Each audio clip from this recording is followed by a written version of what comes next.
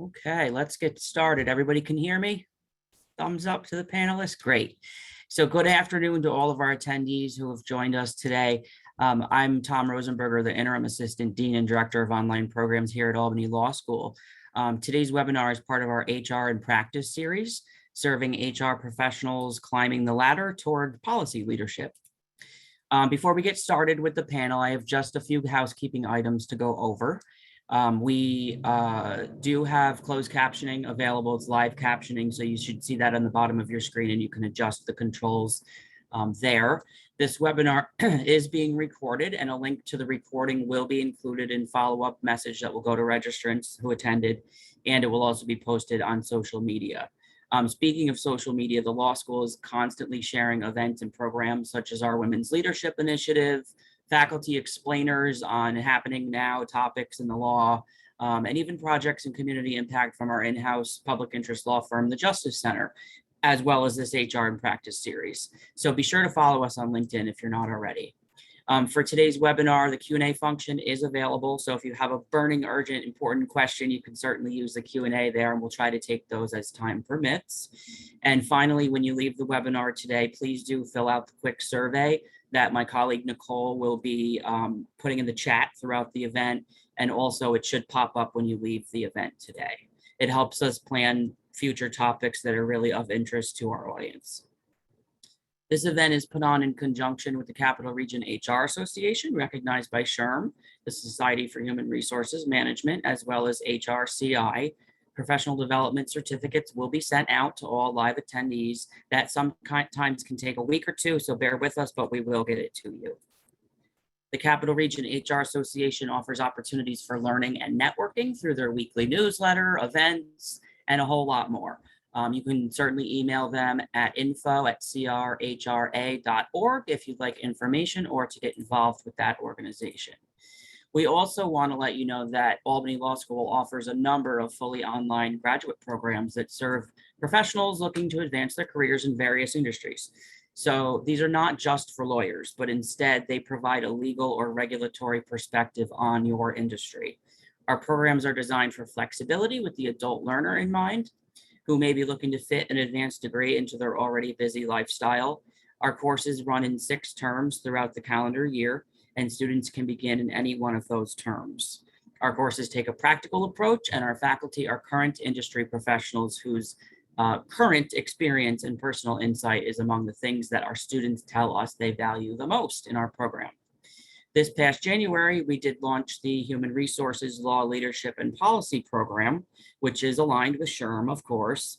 Like all of our programs, it's offered as a 9-credit advanced certificate, a 30-credit master's for those without a legal background, really, and a 24-credit LLM for attorneys looking to specialize in this area.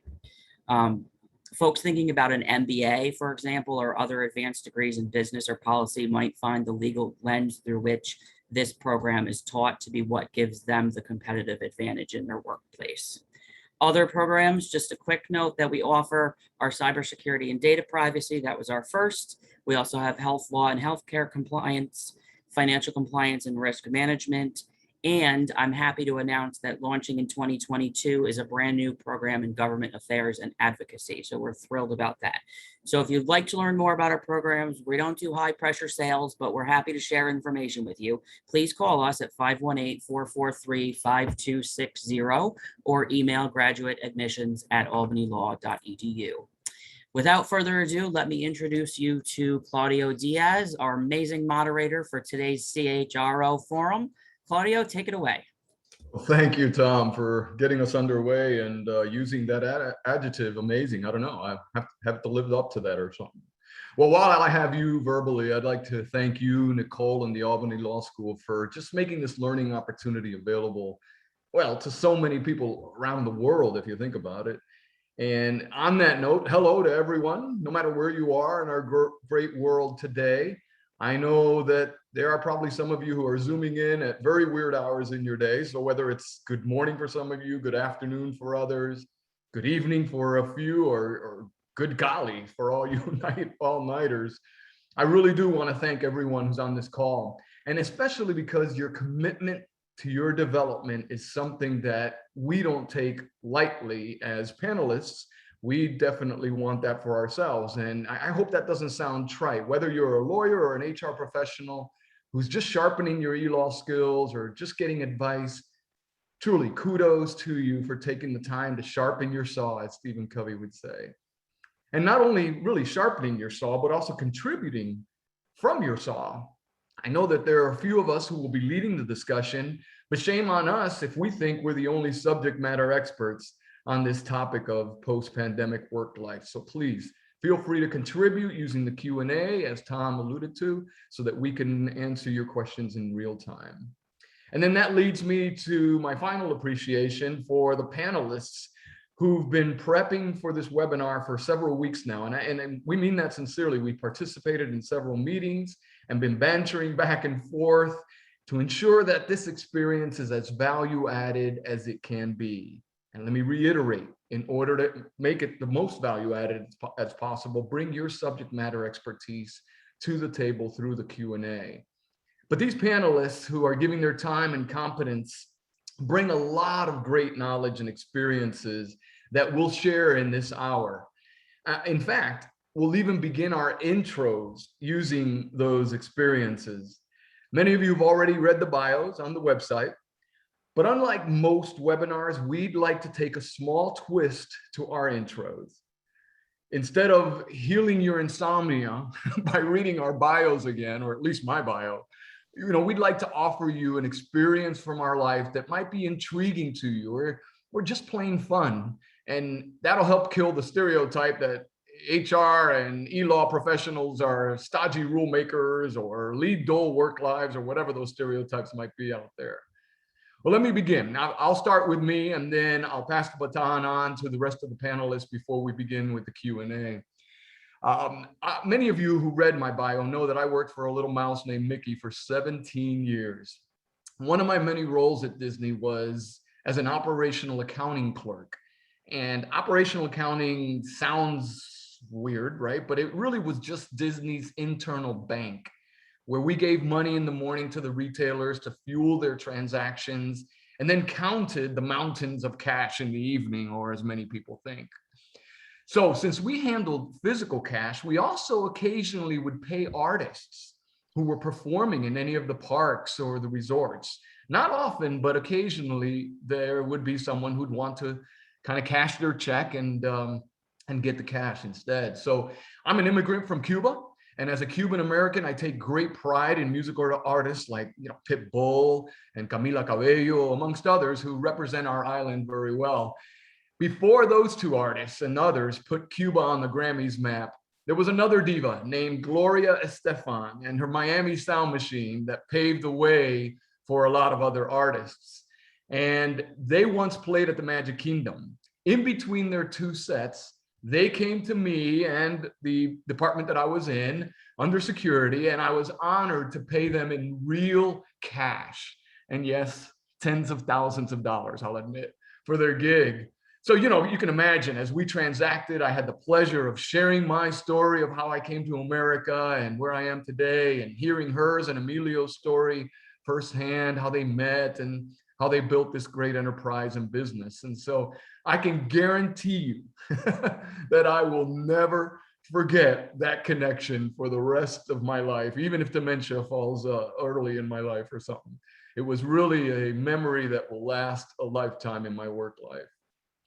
So that kind of gives you an idea of how we're going to do this. So I'm going to actually pass it on to Michael.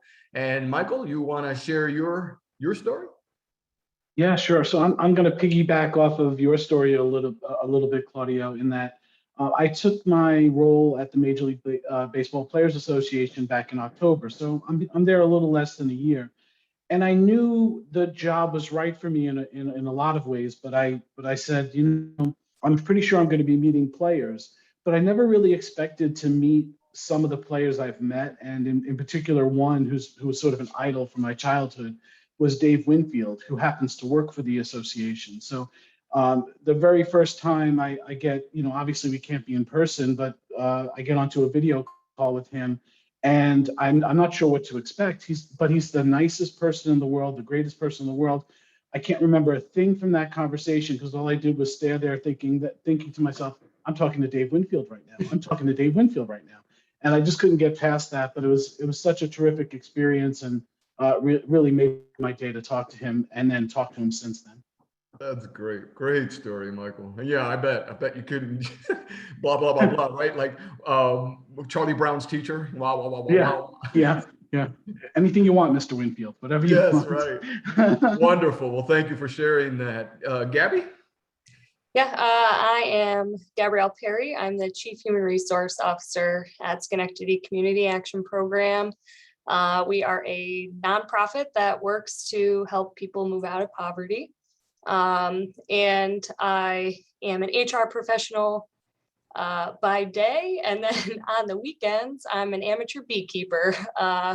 We just got our first beehive this year and have been learning the ins and outs of that. I haven't gotten stung yet, so I'd like to think I'm a natural. So I always marvel when I watch beekeepers do their trade. I can't believe that you'd let so many bees swarm around you. I'd be running. It's amazing. Well, great to hear. Thank you. And last, Derek? Yeah, thanks, Claudio. My story really is just this experience actually of coming to this webinar has been the ultimate dose of humility for me. When Albany Law reached out to me, I shared it with my wife, and she thought that I was being catfished. Which I thought was fantastic. So once we sorted out that I wasn't being catfished and that the school actually wanted me to come to this forum, I said, well, are you going to watch? Are you going to be involved, or will you help me? And she's like, really not that interested. She's like, who are the other panelists? And then I started going through Gabby's bio and Michael's bio. And she's like, oh yeah, definitely. I will definitely be in. So I wasn't enough to get her interested. So I want to thank Albany Law for not being a catfish scenario, and Gabby and Michael for being as accomplished as they are to get my family interested in this webinar. Sorry, I was on mute. That's awesome to hear, Derek. Well, thank you, and her, I guess, Right, yeah. for bringing that experience to life. So what we're going to do, and based on the topic that we have today, is we thought that we would initiate the conversation and really look to the Q&A for your added input or any additional inquiries that you have. And so we're going to really shape this through 3 questions, and you'll see the questions when they pop up on the screen. Before each of the questions, Tom and the team at Albany School will actually host a poll to see what the audience makeup is on certain aspects of what we're going to talk about.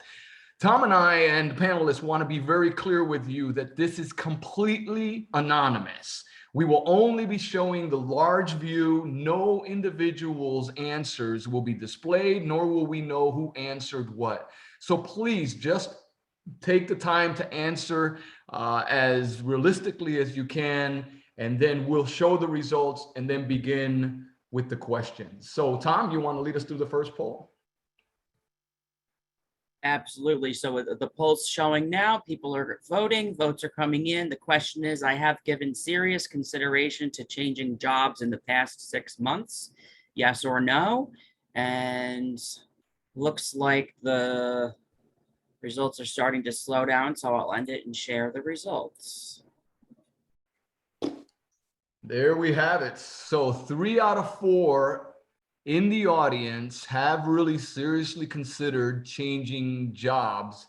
And if you're an HR professional, obviously we want to add as much value as possible. So the piggyback question to that poll is, how has the pandemic and its aftermath and continued aftermath really shaped our HR strategy and strategic leadership? All of us are going to be able to contribute, including you as the audience. And I'm also going to ask each of the panelists to lead on certain questions. So Derek, would you mind leading us through your thoughts and experience on how this pandemic has shaped or reshaped HR strategy? Yeah, absolutely. It's a great question. And I think I broke it down into my thought process into two categories, the HR strategy and the strategic leadership piece.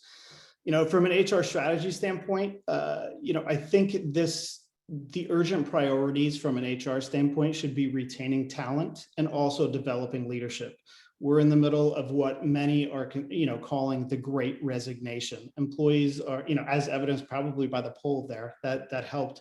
But employees, people are reevaluating everything in their lives, and certainly work, what they do for a living, is going to be part of that, that evaluation. Two, I think that HR leaders and organizational leaders really need to be aware of the fact that the power dynamic has changed pretty dramatically and pretty quickly from the employer to the employee. And just a little, it's an anecdote, but it's a story. Last weekend, I went and I upgraded my phone, and I was dealing with a customer service rep who was fantastic. And we got talking about what I did, and he talked about how he interviewed, got a job offer from a competitor, came in to give his notice to his current employer, and his manager was like, basically, name your price. Like, we want to keep you. Because he knew that it's really hard to find people to work, especially qualified people to work right now. So he just basically said, name your price. And I thought it was very indicative of where everything is now. I think if that had happened 2 or 3 years ago, pre-pandemic, I'm sure that manager would have been like, okay, we wish you luck. Thank you for your service. Have good luck in the future. Lastly, from the HR strategy side, I think that, and this is obvious, but it's really important, flexibility rules the day.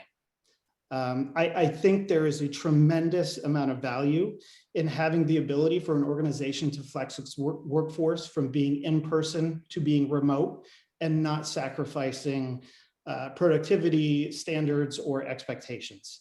And the company that I work for now, Troop, a great story. I just was talking to the CEO yesterday, and she shared, and every organization has this story, but I was really blown away by this, how they had always been in person. They had dabbled a little bit in remote work, but not a lot. And on March 16th, 2020, the whole company went remote, and they have been remote ever since. So to finish that story, they ended up finishing the year growing revenue double digits.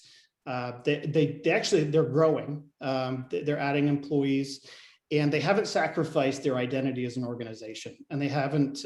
They've put their people first, which is really, really impressive. So I think that the ability to go remote and in person is that flexibility is worth a lot for an organization.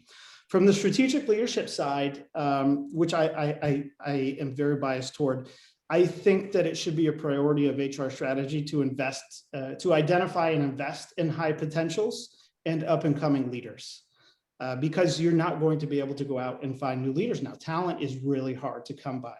So, Gallup has a ton of data out there that they have, kind of shared. They have a book, it's called It's the Manager. People usually stay or leave based on their manager, their leader.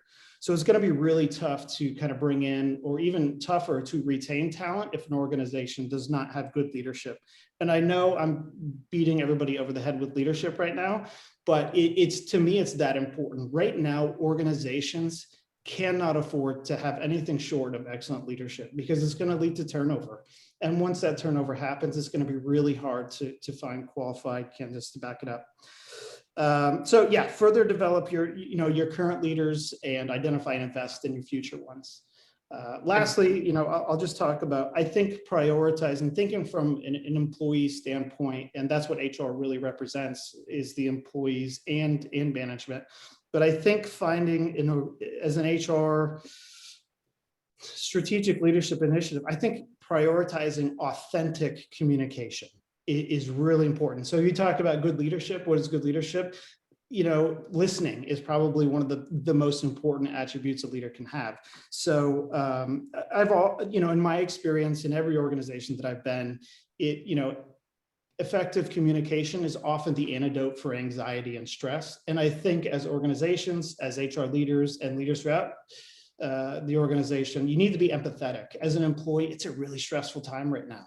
So calming, talking, and making sure, keeping your finger on the pulse of an organization and the employees, also incredibly important, because it changes so quickly now.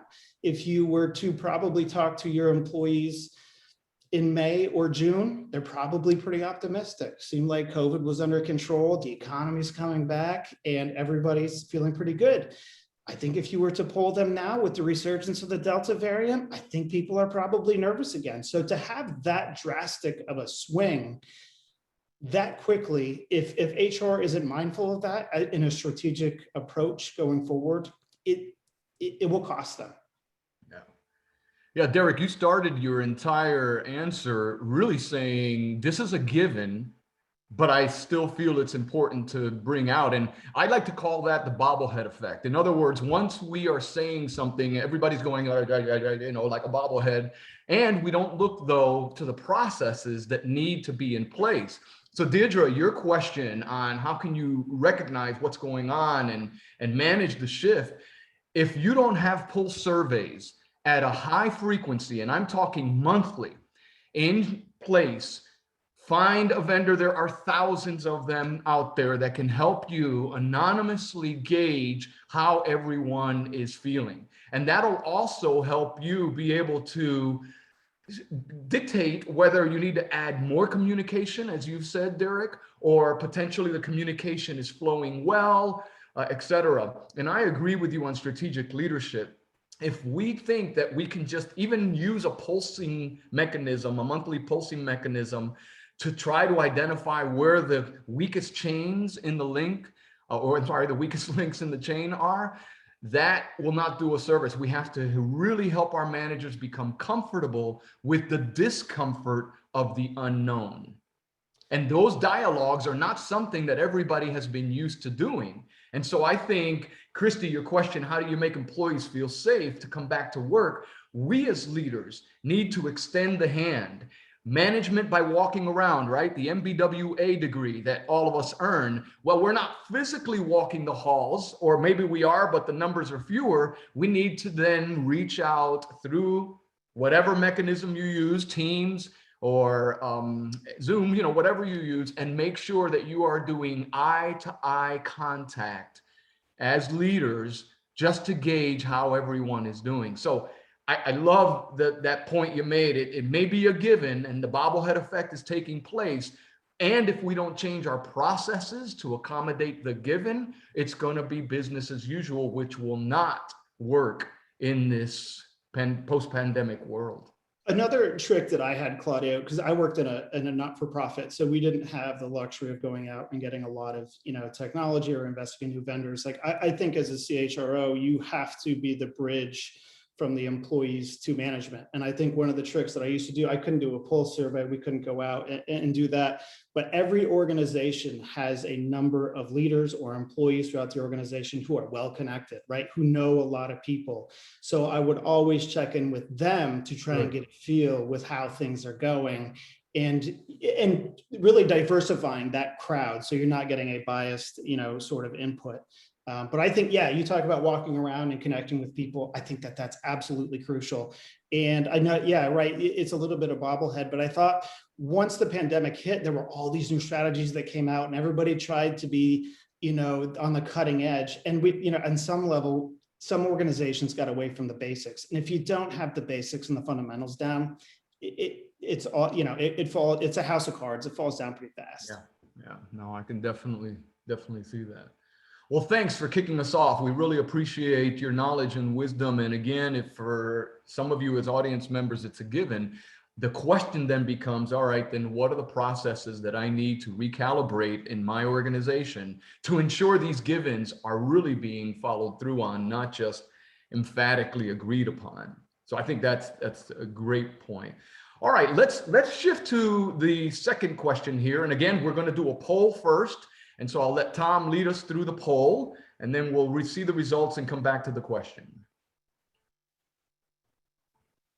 Okay, poll number 2 is up, and it is, did your employer offer remote work opportunities prior to the pandemic? Yes or no? And I see folks are voting quickly. I think that's the benefit of having a yes, no. It's easy to answer. Right, I am going to close it now and share the results. Okay, so a good mix. Just over half did not have as many remote work opportunities. And I think the reality is that now obviously they do, and then how are we going to adjust? And I think that's really a great segue to the question. There are many new ways of working and managing teams. We've already talked a little bit about this, that are going to be requisites in order for us to continue being successful, and especially if we're on growth tracks. So Gabby, if you don't mind taking the lead, and then others can kick in on this question as well. Yep, definitely. So with the poll, I wanted to get an idea of how many people were new to the work from home model. Just as a little background, I explained a little bit about the organization that I work for, but a lot of what we do, actually pretty much all of what we do, relies on an in-person service model. We have an early learning program that has preschool age children on site every day. So we need teachers, teacher assistants there. And then we have walk-in services for anybody in crisis. And, you know, we have always felt like we needed to be here full time. Then the pandemic hit, and we were forced to move to a remote work platform almost immediately. We sent everybody home within a day or two. And I think one of the things I'm most proud of for this organization is that we didn't lay a single person off during this time. So we really wanted to make this work for everyone, and it did. We moved our customer service portal completely online, and everybody was taking calls from home, working from home. But with this comes new challenges of managers not previously managing a remote workforce. So how do you do that? You know, this wasn't a small task. We had to adapt to obviously using Zoom and Microsoft Teams. And there was a greater focus on team meetings to ensure that everybody felt supported, the feelings of isolation were minimized, because, you know, we have a pretty open office layout here. Everybody's walking around, talking to each other. You know, you walk up to somebody when you have a simple question, and now that's all taken away from us within the matter of a day. So, you know, it was, we saw that our managers were really focusing on getting their teams together every day, every other day on a remote platform, checking in, seeing how everyone was doing, just staying connected to make sure that, you know, we were in a good spot. I think, you know, one of the bigger challenges was needing to rely more on email for communication. We all know that some things can get lost in translation over email. So, you know, you don't have that luxury of bouncing things back and forth in real time. You type something out, you wait a while for a response, and sometimes what you're trying to say gets lost. So again, that's where the regular check-ins online, and, you know, just trying to have that face-to-face connection, but still over Zoom. So in the first question, Derek mentioned something about being flexible, and I had the same response, and I wanted to circle back around and, you know, state that we really try to be flexible when managing staff, but we need to make sure that we're being fair and consistent at the same time with everybody. And that's a really hard line to follow organization wide. And this was this was really shown when it came to implementing state and federal COVID leave laws that were just coming in rapidly. We're in New York State, so we had the New York State COVID sick leave laws, and then you had to figure out how they worked with the federal laws. So, you know, there was countless hours spent on the phone talking with our managers, our employees, our employment lawyer, just to make sure that we were, you know, striking the balance of the human and compassionate side of managing these situations. Like if a child or a family member was sick, staying in compliance with the laws that nobody had guidance on, and ensuring that services could continue to function at a high level. So this kind of comes back to the whole big picture of establishing good lines of communication between everybody.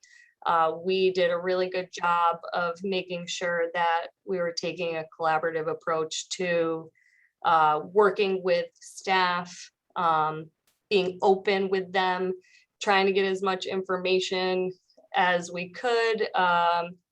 You know, every circumstance is different, so you never knew what was gonna come up from day to day when it came to managing COVID leave. So, you know, I think this line of communication, you know, open communication between management, between staff, between HR and staff has been key to problem solving throughout the whole entire pandemic. You know, I think it turned into more of an agency-wide collaboration effort. And we have since transitioned back into the office. So we hope to continue to maintain that level of communication and collaboration between staff. So yeah, it was a lot this past year. Oh, I imagine. And, you know, Joanna, I like your comment about validation. And I think that is one of the key points. We think we listen well, but are we actually validating what we're listening to? And not only verbally with a head nod and all of those things that we learned in Listening 101, but also following through in our very processes or changes or accommodations for ADA or other accommodations that might be needed because childcare is not available, et cetera. So it really has become a challenge for us. And the consistency piece, I believe, and even CDC and WHO, all of those organizations are really focusing first on compassion. Even though, yes, we need to be consistent, I think we're leading today more than we did a year ago with compassion and caring. And I think that hopefully helps us as HR professionals. Michael, Yeah, you had a point that you wanted to? Oh, go ahead. Oh, go ahead. Yeah, sorry. I was going to say, Gabby, you had some great comments there, and I wanted to add on to them a little bit. But you know, when it comes to compassion and other things, I want everyone to understand that managers generally get to their position because they're really good at what they do, but not because they have management training. And I think we, as corporate entities or whatever, have really not done great jobs in terms of managing managers or training managers, essentially. And this is just another one of those times where we have to start training managers, because it's something very new to most of them, and that's managing a workforce that's not present. And you know, some people have that skill, but that what they need to particularly know about is as Claudio mentioned, being compassionate and understanding. There are childcare issues and other things. There's mental health issues as well, which we kind of delve into all the time on these programs. But essentially, when the employee wants to do a Pilates class that'll take, you know, that's from 9 to 10 o'clock in their morning, but they're willing to work, you know, till 10 o'clock p.m. You know, just because FaceTime means that they work from 9 to 5, managers have to be a lot more flexible, which is our key buzzword for this. They have to be more flexible in understanding that the time a person works is no longer as important as the work that's being done. So we definitely have to start training managers to understand that productivity is the is the most important feature here, and not face time. And then the last point is really just trying to understand how different people react differently to being at work and in a home work environment. And some of our top performers at work might not feel comfortable speaking up on a call or a video call, or as opposed to when they were in a conference room or another setting where there's a one-on-one conversation. You have to open up those lines of communication as a manager to make sure that you're getting everything from employees that they're willing to give to you, and understand that people have differences in how they approach things, whether it be at home or at work. Yeah. And I think that's what Deidre is trying to say in her question that she's bringing up about introverts.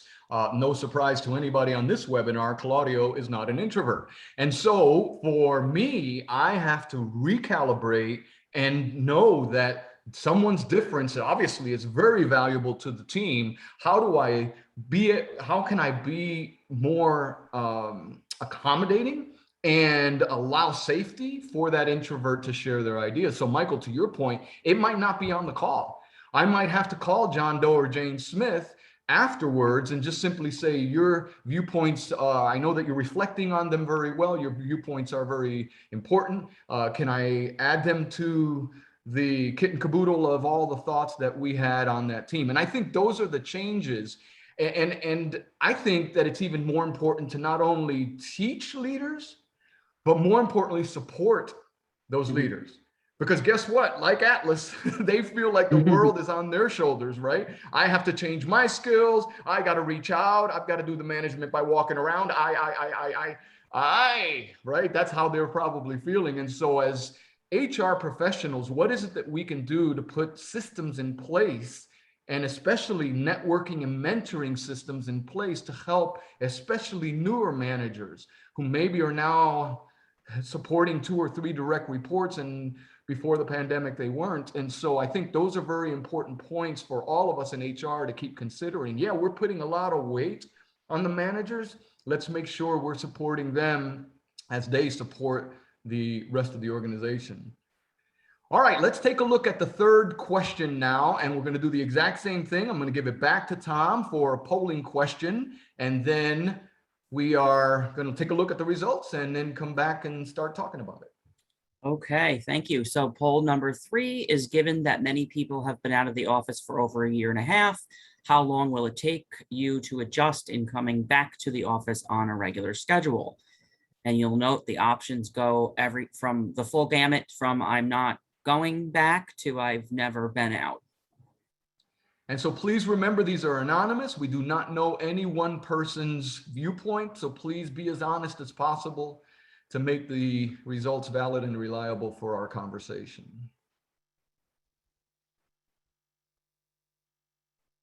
Votes are still coming in. I'll close it in just a second. Okay, looks like it's dwindled. There you go. All right, so some have not been out of the office a few weeks, and I will never adjust back to the office. And I think this is probably consistent, not only amongst our attendees, but what we're hearing in a lot of the empirical data that's coming in from many surveys. If we expect 5 days a week, 9 to 5, butts in seats, we as a CHRO need to reshape the mentality for many. And I've worked in professional services for over 16 years now. And in essence, I have partners who have made it to partnership. All of those are my bosses in a way. And so I want to help them understand that even though they're probably thinking in old school mindset, how can we adjust that shift? So we as CHROs have a lot of responsibility. So Michael, would you mind leading us in this first answer around the trends that are shaping what we as an CHRO need to do? Sure, thank you, Claudio. So I think first, management has been trying to recently have a more definitive take on what people could do. You've seen that, and Derek gave some great points about this, is that they've wanted to give a message that has been very succinct and And a lot of times recently it's been, let's get back to work where everyone's coming in and that's the way we're going to start this. And a lot have been flexible, but as we've seen over, in April and May, we might have felt more confident. You started seeing a lot of people saying we're all getting back to work, and some of the bigger companies have done that. And then now, people are like, well, it's, we're seeing Delta variants and I saw Lambda variants today, and all of these variants are causing people to be a little bit more nervous and less confident. So I think what we have to do is urge our leaders to not draw black lines in the sand, sort of, and think about the message that we're giving to employees and what that message is going to be. And we have to be flexible enough. There's that key word again, flexibility. But we have to be flexible enough in our message to say, as things change, we'll reevaluate this. But right now, we feel your safety and your okay. Given the situation, to come back to work. And I think that's been the key, where I think not enough organizations, I think everyone thought that things were headed in the right direction, so they can make those statements and say we're all going back to work. But I think now we're finding that every day there's just a new change to that. And people are generally just afraid to come back to work. And the thing that I'm finding in most organizations is that that the real onus isn't being in the office. People are generally okay with their coworkers and feel safe in the office. It's the traveling to and from work. And I live in New York, and New York City specifically, and the concept of people being on public transportation, whether it be the subway or the bus, has been really, really difficult for them to work around.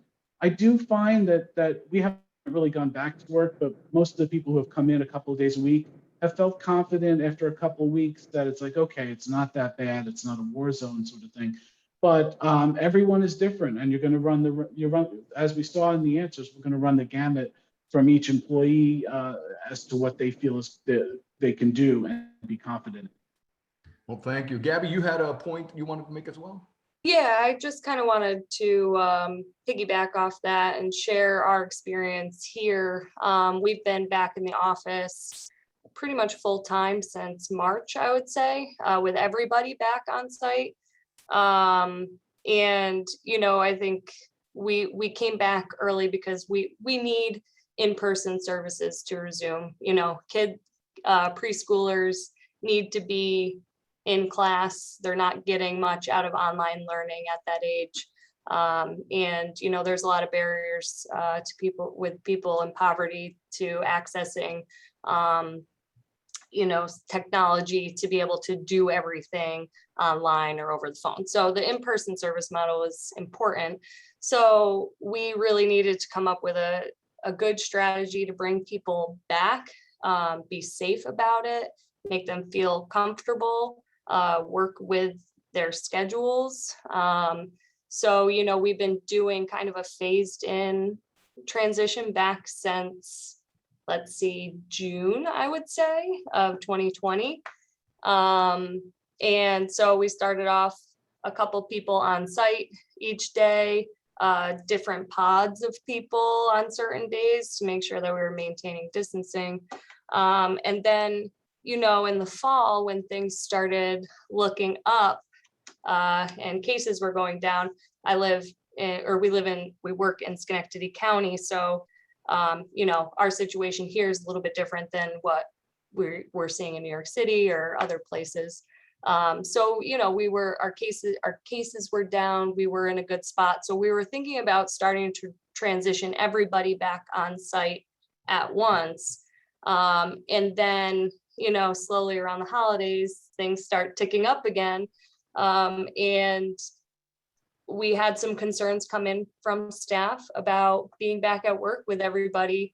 And we really took that to heart and thought about it and changed our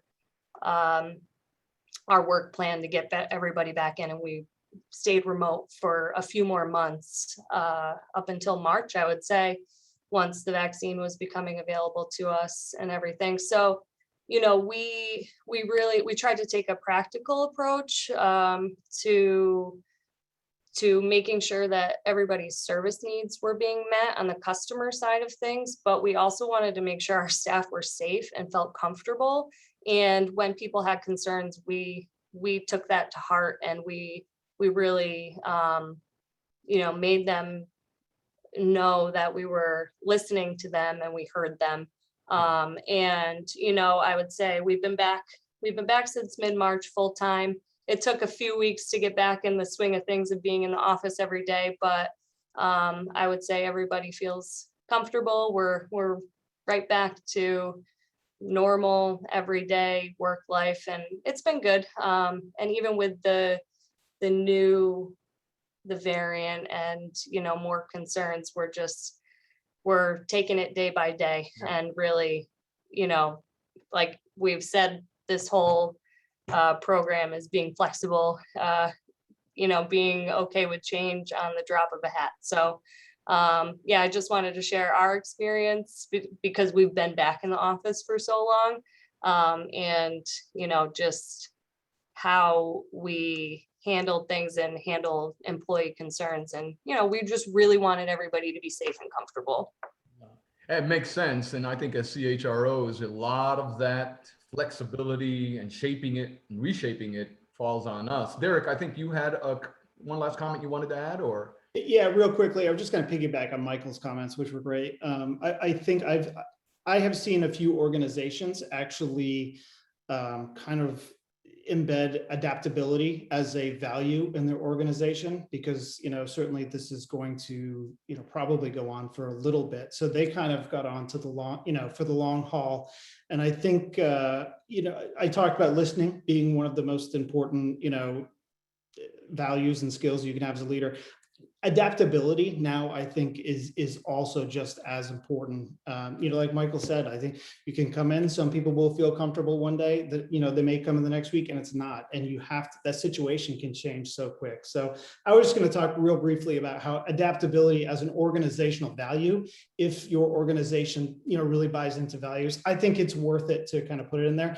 Even pre-pandemic, things change so fast now with the use of technology, that I think adaptability is so crucial. Being good and being able to deal with being adaptable in situations is vital.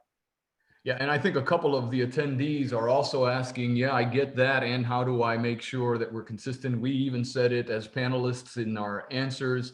I think there is a point being made in someone's feed on the Q&A, and I just think of BFOQs for the anonymous attendee who wrote this. If you can point out the bona fide occupational qualification for the role that requires some to be in and some to be remote, that will help you as a CHRO create some of that consistency. Buyer beware. You still want the adaptability that all the panelists are alluding to, but that Derek just recently alluded to within the confines of the BFOQ. And I think that structure and governance model is what we as CHROs need to really put out there, with the flexibility that's been alluded to so much in this call, so that everybody realizes we're trying to accommodate as many of you as individuals, not necessarily masses. But guess what? It's our role to think about the masses, right? General duty clause. Every single one of us know that we have a responsibility for the safety of all of our employees. So some people are asking questions after May 28th, when the EEOC said, yep, you can mandate vaccinations with some ADA accommodation, et cetera. I don't think really that is as difficult as the how. It's great that the what came from the EEOC. Now, how we do it is really what's going to make the difference. And as long as we're consistent, and obviously there's so many lawyers on our attendee list that I'm sure you cannot even chime in if you want, but I think that's what we need to do, is now start considering the impact of the how, not just the what. And too many CHROs were used to saying, I got the what, it's in my manual, it's in my employee manual, so I've got everything covered. Well, how you execute what you need to do is probably more critical now post-pandemic than it used to be. And that's why it's very important for us to consistently be coming back to even things like this, where we can start sharing openly with each other around what is a better way and how do we manage a non-exempt workforce. Joyce made a point about non-exempt classification. And I think, Joyce, probably you found as well, whether you're in New York or you're in any other major city, that even though when we were hit with the remote in March of 2020, we had to figure out, how do we still manage the non-exempt schedule?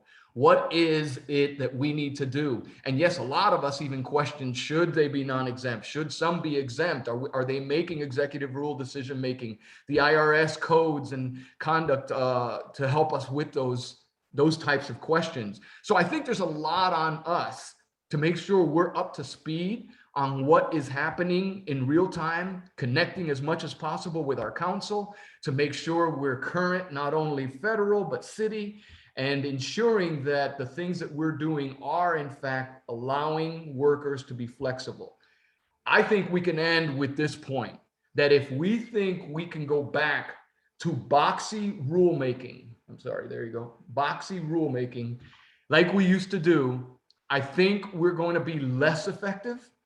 And I do believe that if we as a general community of CHROs aren't watching the brand that will be cast upon us because we're still going back to the box, I believe that we are going to put more damage in our lives and our careers than if we had made a huge communication outage error in 2017 or 2018.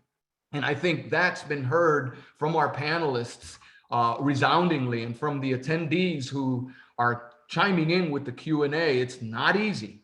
We get it. We are in no way trying to imply, oh, this is a walk in the park. We, though, have to put our sneakers on now when we're walking in that park. And we can no longer think that we can do business as usual the way it used to be. So I just want to thank all of you as panelists. We pride ourselves on making sure we end on time. I'd like to open it back up to Tom. And Tom, were there any other questions, or Nicole, that potentially we missed that we could answer in the last few minutes we have here? I don't think so, but I just want to give the panelists another chance. Do you have any last minute thoughts, anybody? I would say that, one thing has been evident to me as someone outside of the HR field, but obviously working where there is an HR unit, and seeing panelists such as yourselves, leaders such as yourselves speak on this issue. I'm going to go so far as to say that HR leaders have been a sort of hero throughout this pandemic. Maybe weren't saving lives in the hospital, but the amount of flexibility, we keep using the word flexibility. Flexibility is exhausting. It's damaging sometimes. It creates massive hurdles. And you've been running a marathon for 18 months, whatever it's been. So congratulations to you and really everybody in this industry. Yeah. Oh, great point. Understated, obviously. Yeah. Any last thoughts, Michael? I was going to thank you, Tom. I mean, it's interesting. I think that we're trying to do our best, and I'm hoping the workforce understands that. But we're challenged the same way, where every day there's a different motivation or thing that happens that we have to then adjust to. So, and Claudio, I liked your thinking on that. We can't really just think in the box anymore. We have to really adapt very well, which has been kind of the key word of what we've been doing. Yeah. Well, a lot of us have programs, inclusion programs in place, and too often the mindset around inclusion is really, I hate to say it, it's diversity 301, and we don't think of inclusion as how we transact. We think of inclusion as people of color, myself being a brown person, et cetera, maybe being different than somebody who's not, et cetera. That is very important. Don't get me wrong. I am not discounting the importance of that. I think we CHROs need to elevate the word inclusion to the word belonging. And I know many on this call, the panelists as well as the attendees, have heard not only DEI, but DEIB. In my last organization, we actually put all of our associates through inclusion training and implicit bias, all of those things. And then we added to the survey, the engagement survey, a question around, do you feel like you belong? And all of our managers get their own set of data given to them around their reports, their direct reports that they support, their answers specifically. And we train them in how to have that dialogue if someone feels like they don't belong. It's not entitlement we're trying to create. It's just a sense that I matter. And whether I give my viewpoint in a meeting, even if it's not carried through, the fact that I can belong in that conversation, whereas before I didn't, might help me understand this is a new place.